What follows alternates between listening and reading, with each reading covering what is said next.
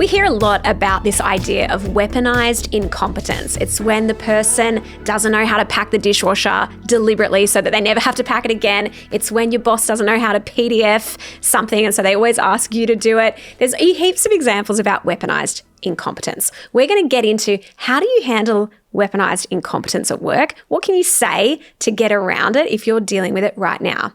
But, and there's a big but here, there's also this other angle that we've uncovered on this episode today, and that's what happens when your competence is being weaponised. Let's say you're the person on the team that is super responsible. You do so much for the team, and that responsibility ends up meaning that you get lumped with more and more and more and more work, and you're suddenly drowning and you think, how did I end up here?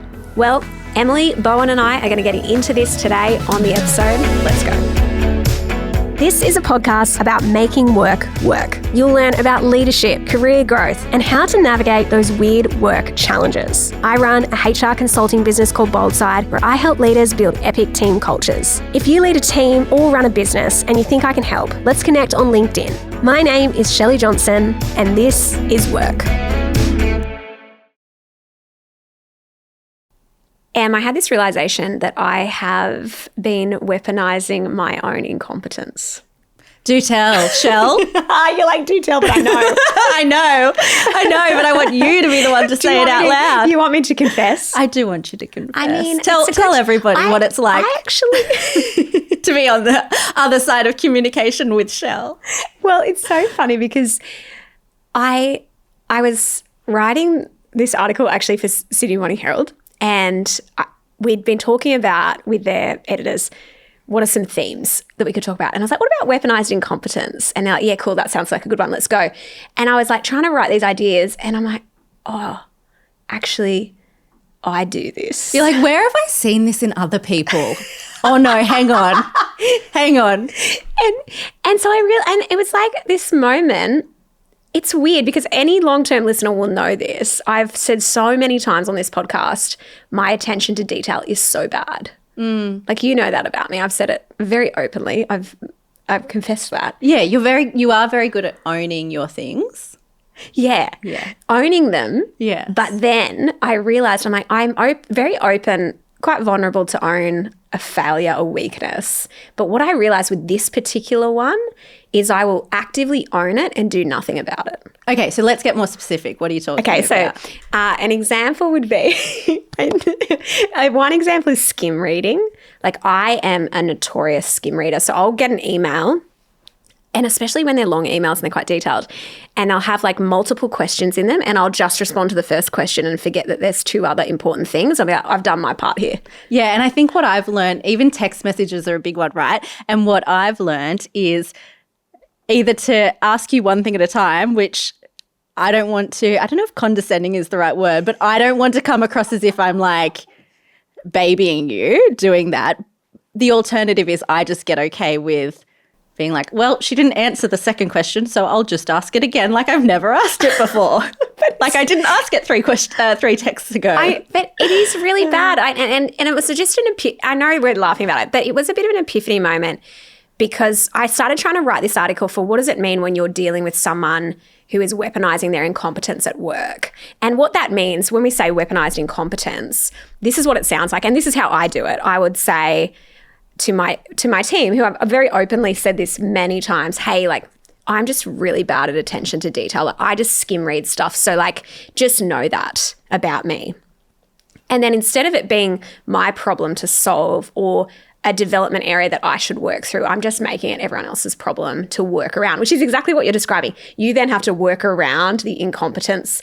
And it was just a weird moment of writing out this article, trying to think of other examples of people who do this at work going, oh, crap, like I notoriously do this. And it's in some ways maybe I've felt like it's been endearing, like, oh, it's endearing because I own the thing and I just like, but then I'm like, no, it's actually really annoying when people do this. Yeah, and I guess there are probably other examples that we can get into as we're going through this episode. Some people may recognise it more quickly with like the at-home stacking the dishwasher example, where in your, housemate or relationship or your partnership, it's the whole like, don't be good at things you don't want to do. So that person, it's like, hey, can you stack the dishwasher? And they just do a terrible job at it. You then need to come in and redo the stacking so that it's more efficient. You can fit more things. And then after a little while, you're like, I just won't even bother asking my housemate to do that anymore, asking my partner to do that anymore, because I just end up redoing it for them.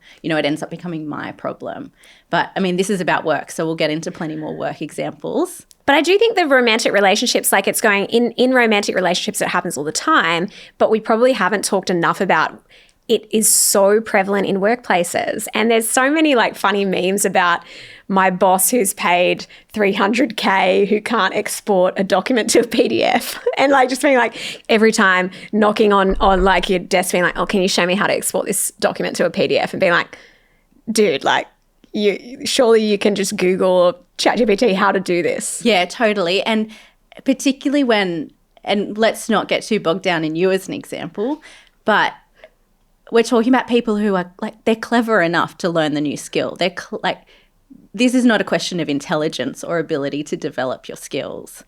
It's actually just, you know, you're working around it. You're sort of making you, as in the person, is making their own life easier. And I think something that I reflected on in weaponised incompetence is that often it is those really subtle, easy, small things that can just fly under the radar in those 5 minutes, those 2-minute moments, but they build up over time and that becomes a problem. Well, that's right. It's compounding. It's often like, and I do think it's just sometimes is that one extra step.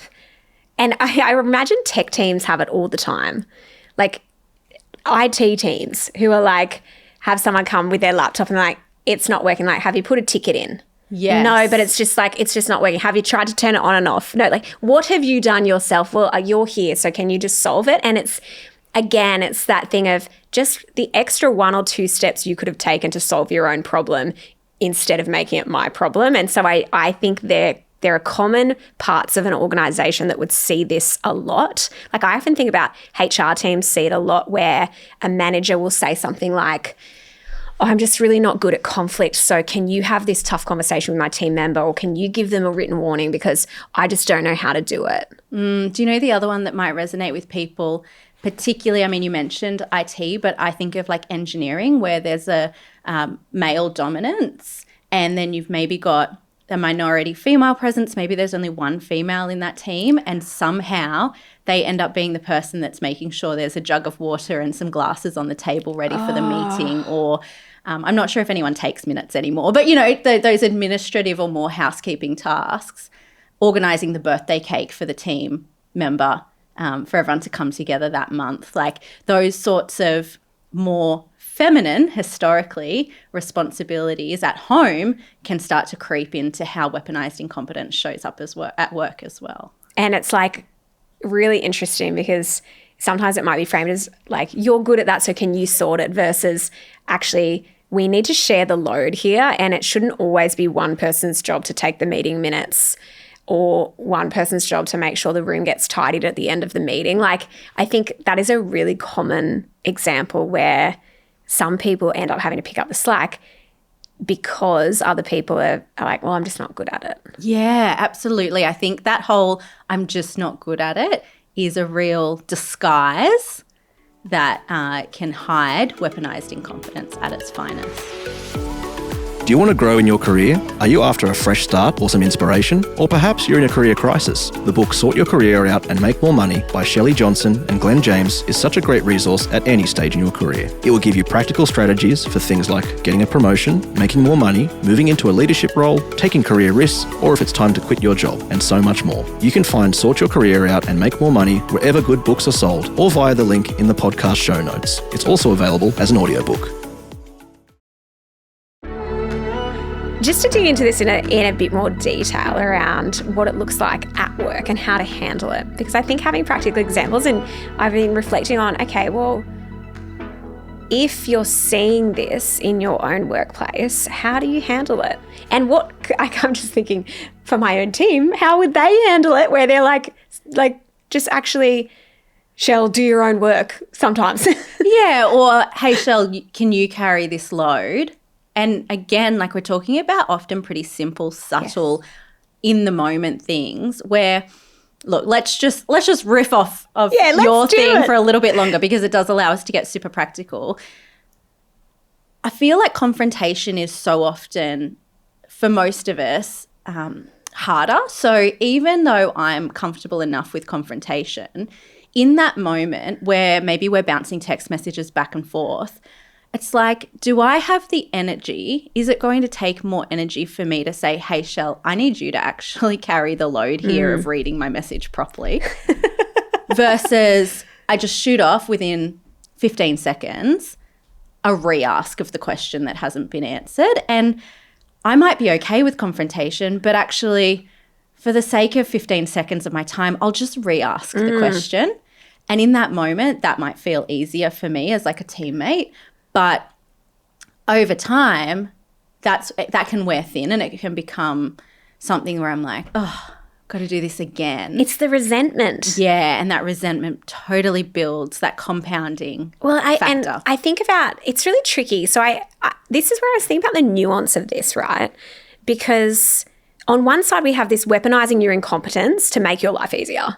I'm not good at detail, and so I've just let my team pick up the slack because I'm just not good at it. There's that side. That's unhelpful. But then there's the other side of the whole argument, and this is where I think it becomes complicated, where it's like, we know, I mean, we work with organisations all over Australia, and one of the big things we talk to leaders about is play to your strengths. And so I guess I'm just thinking, and I have thought about this a lot, of how do you play to your strengths without weaponizing a weakness? Yeah, and you're going to risking taking me down a rabbit hole here because I look at that and go, well, if we're talking strengths, and again, let's just continue to tease out you and I, my strengths are in detail. I don't find it that draining to read, put that effort into reading detail, summarizing that for someone else. And I also wonder, where does that intersect with let's get to know the other person and actually adapt our communication style to them to get the best out of the interaction. Where does that become, where is that healthy versus where does that become me actually feeding that weaponized incompetence? So look, hey, happy for you to kind of take us there further. I think it's a really good thing for us to work out of going, and I come back to, well, what is required of your role? So we need to play to our strengths because we know, and it's based on Gallup's research, they found that people who play to their strengths and work in alignment with their strengths outperform those who don't. They're 15% less likely to quit, according to their research, and they're more engaged and they generally perform, I've already said that, higher. So if we think about that, we go, cool, you've got to play to your strengths in your job. However, and I guess this is the little asterisk and the nuance, what happens when there's a core part of your job that you're just not good at? Because you still have to do that thing. You still have to do, and I remember actually, I'm thinking back now because this is probably where it all emerged for me, my crappy attention to detail. I remember in my early HR, my first proper HR leadership gig, I would get these financial management reports, and another thing I say is I'm really bad at maths. So I'm really bad with detail, really bad at maths. And I would just be like, I don't know I don't know what these numbers mean. So I'm just not going to engage in it. That became a problem in my role because I'm like, actually, I need to know the numbers in order to manage a whole remuneration budget that is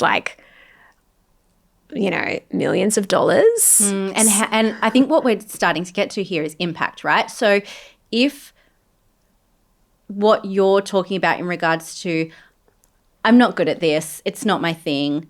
If it's low impact, if it's not career limiting, and it's not derailing your relationships with other people either in a moment or over the series of compounding moments, then maybe it's okay. We can't all be good at everything, and let's channel our energy into developing our skill gaps in the places that is really worth it and most aligned to our roles. Where we've got an issue is what you've just described. Actually, there is an impact either on yourself or on others, on the team, on culture, on business, on performance. That's where we need to take a closer look. And so much of weaponized incompetence that we probably haven't called out is intention. So are you actually doing it to be strategic, to be manipulative, whether that's super conscious or not?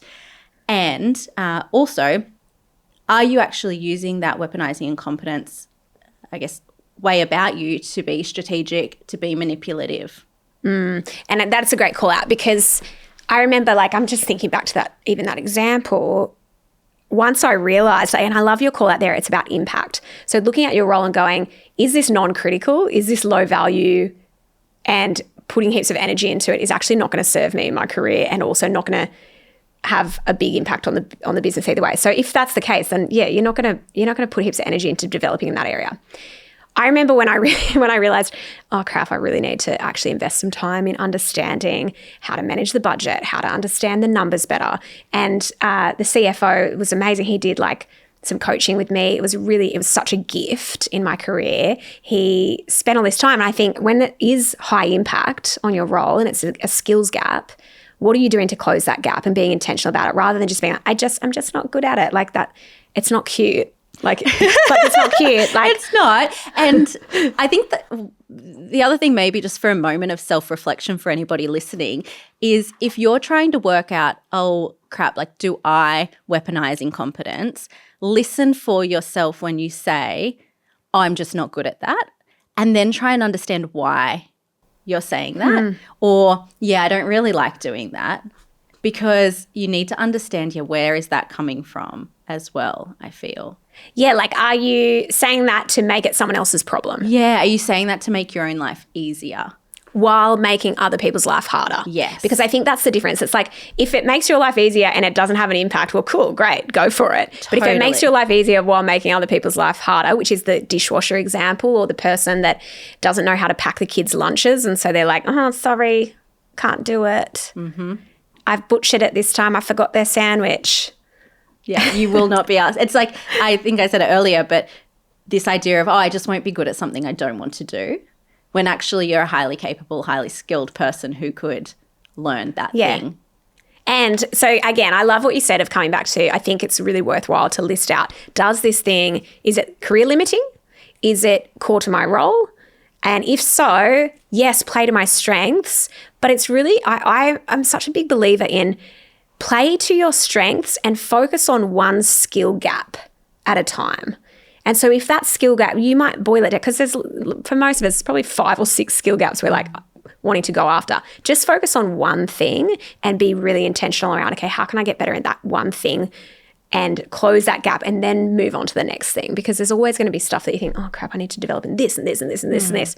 Hyper focus on one thing. But I want to dig in for a sec to some common examples we would see of weaponized incompetence on teams, just like really basic ones, and then how you can tackle it and giving people some practical ways to tackle it. Yeah, let's do that. Let's do it. So one is, and actually this is something that I think is I've got from you, where you've talked, and I love how you talk about this, that self-awareness is not an excuse or can't be an excuse. Yeah, I feel like this will resonate with so many people. So this is the example, sorry, I've hijacked. Go for it, hijack. But this is the example of where somebody is saying, I guess they're taking a personality trait and using that as an excuse. So, I know I can be a bitch, but like that's just who I am.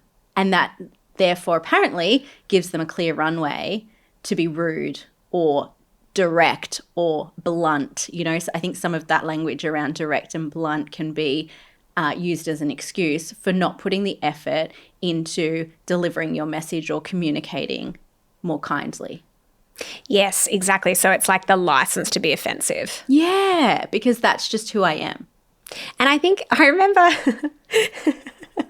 oh, this is going back a long way. Actually, this is nearly how I started the article, and I changed tack because I thought, oh, it's a bit weird. But I remember hanging out. This is like when I was like, I don't know, like 18 years old. But there was a group of people we used to hang out with, and they probably weren't very good people. And it was like a whole group of guys and girl, women, teenagers. And one of them, who was dating a friend of mine, he was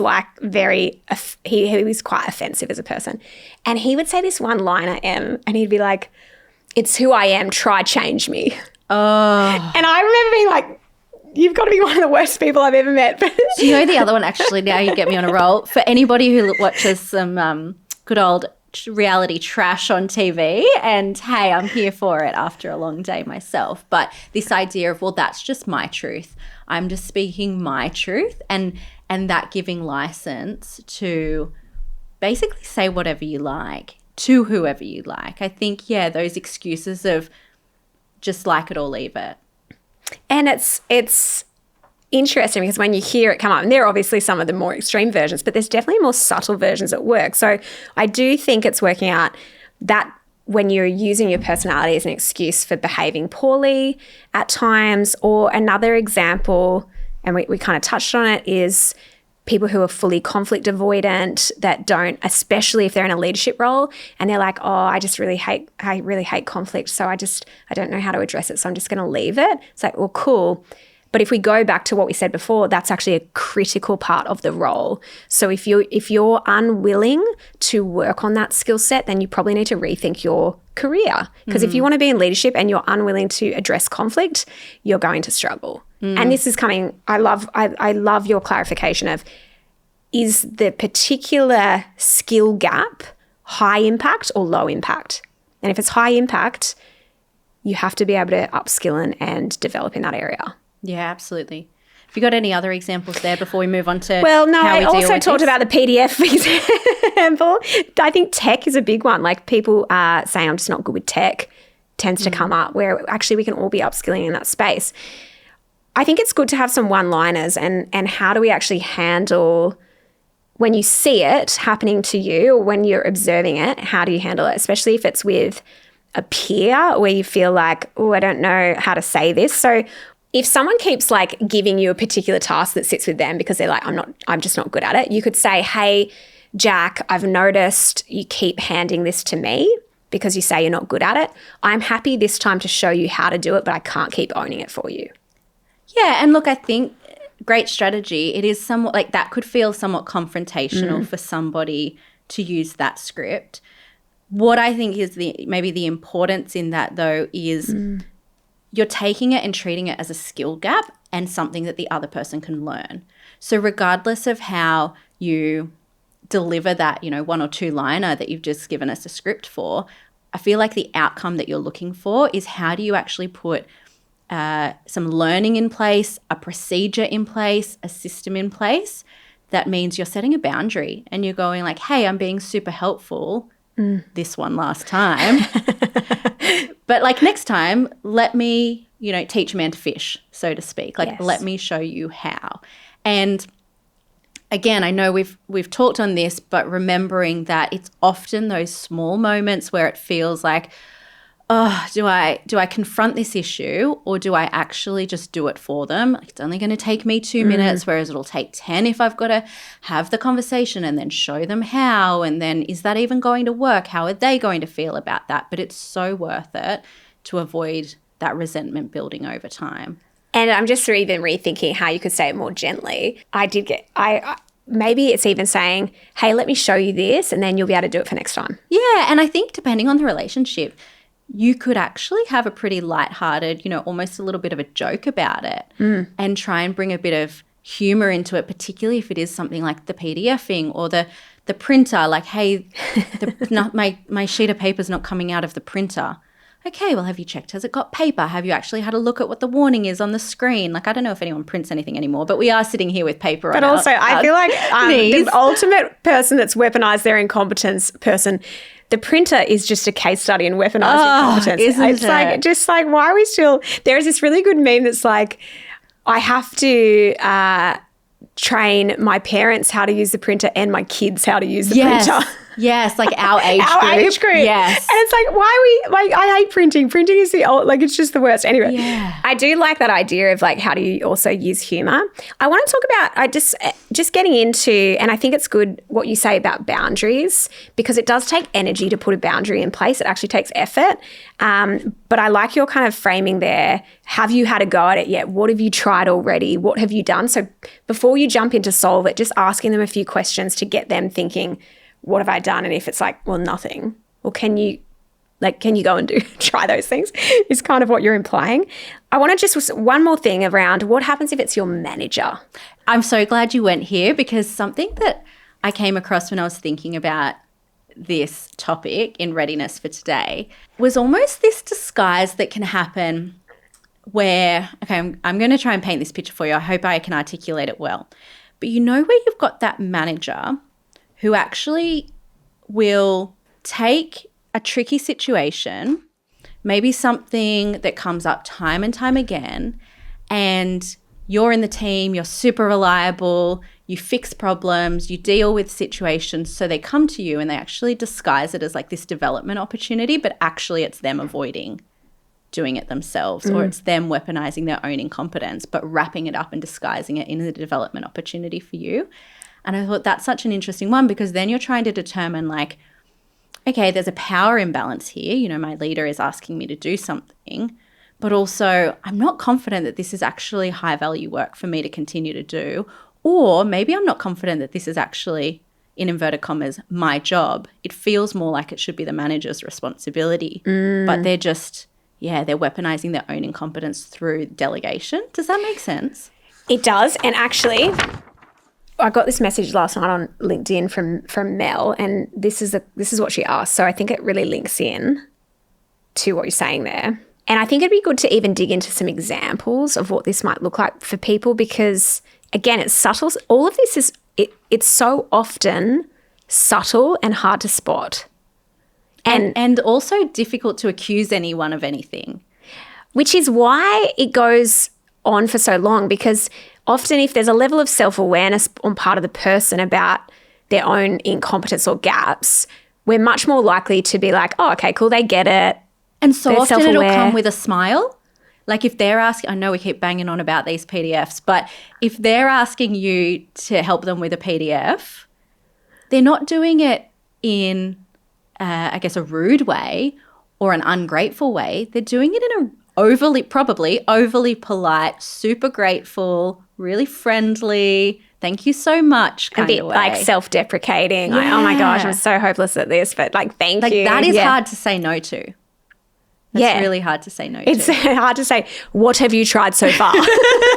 have you done this? Have you Googled or ChatGPT'd any of this? Google, ChatGPT and YouTube should create no excuse for weaponized incompetence. Well, for PDFs, it certainly. So Mel has asked this question. I have a question I'd love to hear you explore on the pod, because it's something I've experienced and witnessed repeatedly. How do you recognize when a manager has shifted from weaponizing their own incompetence to weaponizing someone else's competence? What are the signs that a leader is using a high performer's capability to prop up their own status while limiting that person's visibility or access, especially in a small team where the other person becomes collateral? Do you say collateral? I say collateral. Cool, I like that better. Collateral. Let's go with that. Let's not say what you said. Collateral. Okay, collateral. Collateral. And cheers to Friday and the encroaching weekend. Encroaching weekend with some champagne, which will be happening. Good close, Mel. Good close. Okay, so what are your thoughts on that? Oh, how good is the train of thought on weaponizing competence? I know. I've never thought about that. No, and I got more excited exploring this than weaponized incompetence. It's really. Why did you get more excited about it? I think, do you know what? I'd read your article. I've heard your high level of self-awareness around your weaponized incompetence. And at the risk of sounding perfect, I was struggling to come up with my own example of weaponized incompetence. I'm like, I can't turn up But you are here. very competent. Well, thank you. You are extremely competent as a person. Here's the problem. Being introduced to, well, or at least being, I guess, put in that situation where I started to think more about weaponized competence, it resonated with me more. And it did that because I found myself reflecting on, like, I guess the language that comes to mind for me is like this gun for hire. So because I feel so awkward talking about myself, especially in a positive light. So just take that as like a little disclaimer, because there's a dark side to everything. We know that. I think one of the things I've found that has allowed me to be successful is that I'll have a crack at anything and I can generally find a level of competency in most things. I won't necessarily be the best at everything, but I think where I've been valuable to a team or to a business has been because it's like, hey, here's this problem that needs solving. Maybe we haven't tackled it in the past. I know what. We'll give it to Em. She'll have a crack at it. And you know what? She won't make it worse. Like, she won't muck it up. And so I found myself thinking about two things. One, where do I maybe feel in hindsight like my competence has been weaponized by someone else? And also, going even deeper, and I probably need to get back to you after a little bit more self-discovery, where have I maybe lent into that and gone, I'm going to weaponize my own competence and I'm going to play that up and play into that. So I think that's why it resonated. If I try and give some examples of what I guess weaponizing competence might look like if you're on the receiving end of that from a manager, then it's things like the tricky or high stakes work always goes to you, always goes to that same person.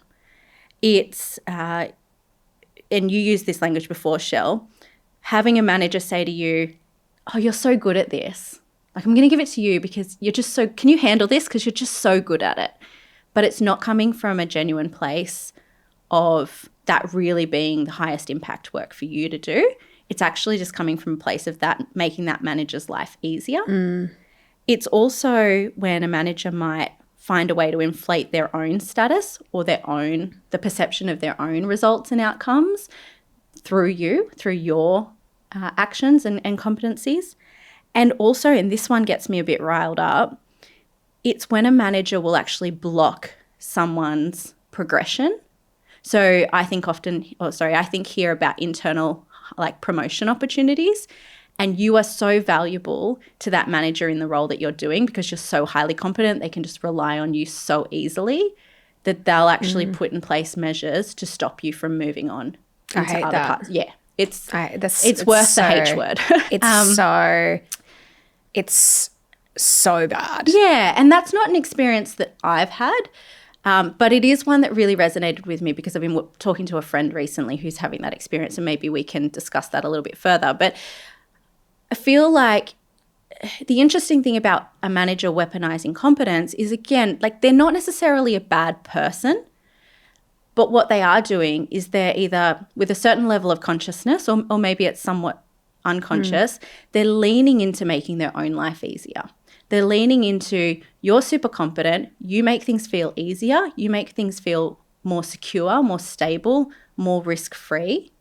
And so I'm just going to keep using you for that because then my life is easier. And when we say life is easier, I think it's really good to dig into that for a sec because I think we need to find a way to make work have less elements of friction because work is already hard. So like if there's something that you can do and you can make your life easier, awesome. The key factor here in my mind is that these moments should feel like a win-win. Yeah. If it's a win-lose, I win. I've made my life easier by you losing out because now you're up at 10 p.m. tonight getting this report out because I knew you're super high responsibility. You will do whatever it takes to get it done. Very reliable, high standard. I won't have to check your work. I'll just know it's all good. Yeah, and I've clocked off because I'm going out for drinks at 5 o'clock and I'm keen for you to just, you'll get it done. And it's like, if it's a win-lose, I've made my life easier while making someone else's life harder. That to me is whereas I think, hey, if it's a win-win and a genuine win-win where I'm actually giving someone a development opportunity. So we've been talking heaps this week with teams, with leadership teams about stretch assignments. How can you give people stretch assignments and stretch opportunities where they can develop? You get them out of their comfort zone. They get this chance to grow in an area they haven't had that opportunity before.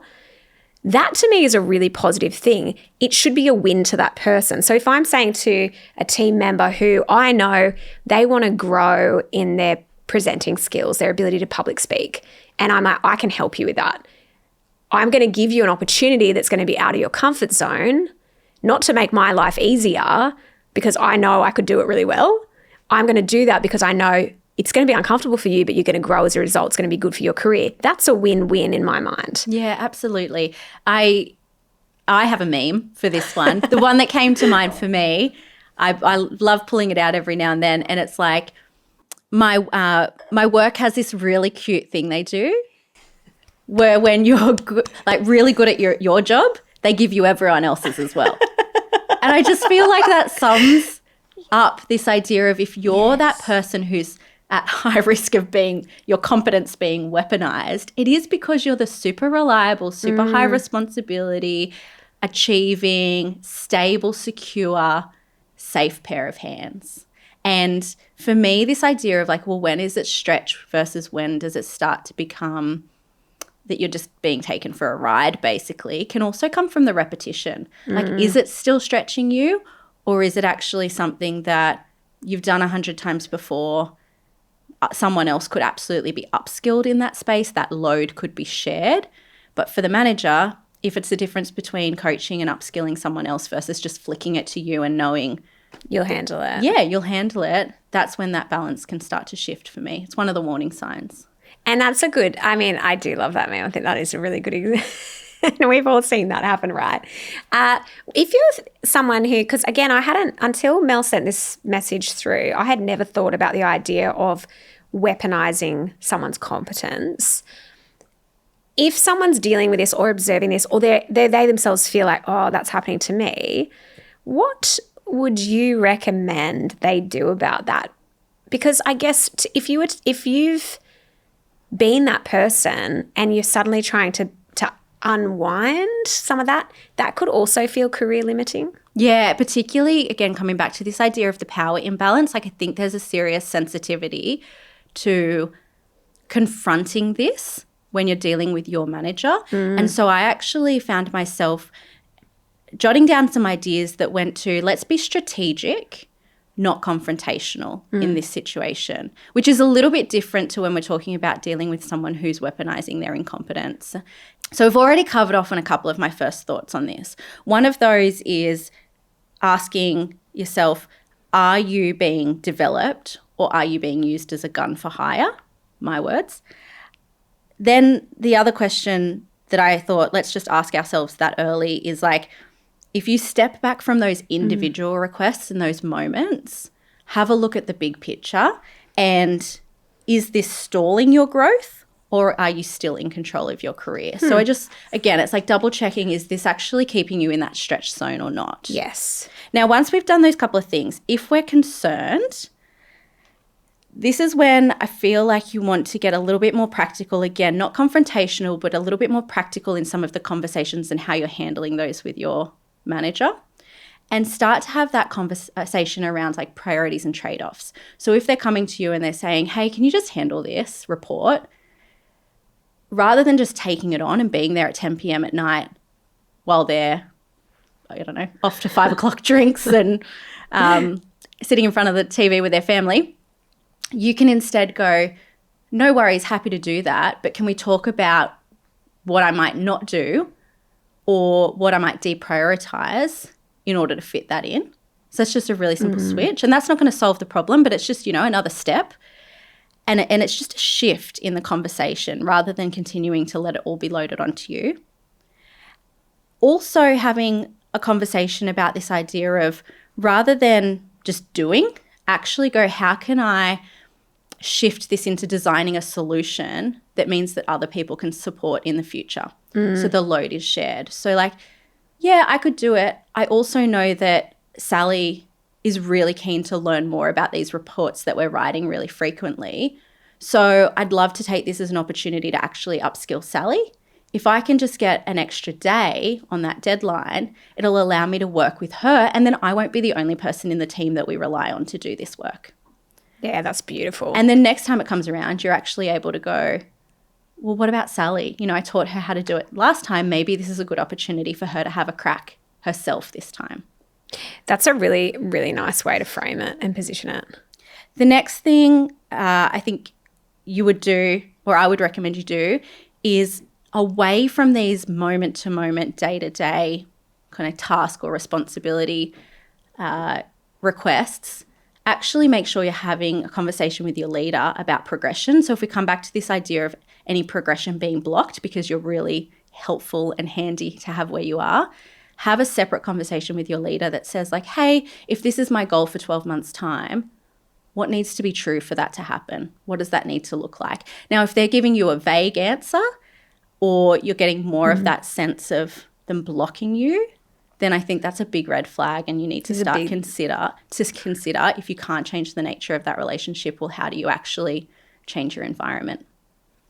It's a huge red flag. And for any leaders who are listening who have an absolute gun on their team, like as in not a gun for hire, but as in they have someone on their team that they're like, they are absolutely amazing and their role is really hard to fill. Please do not block their progression. Like, I just think you are going to create a world of pain for yourself. It's such short-term thinking. It's bad leadership. Yes. You are a bad leader if you are doing that.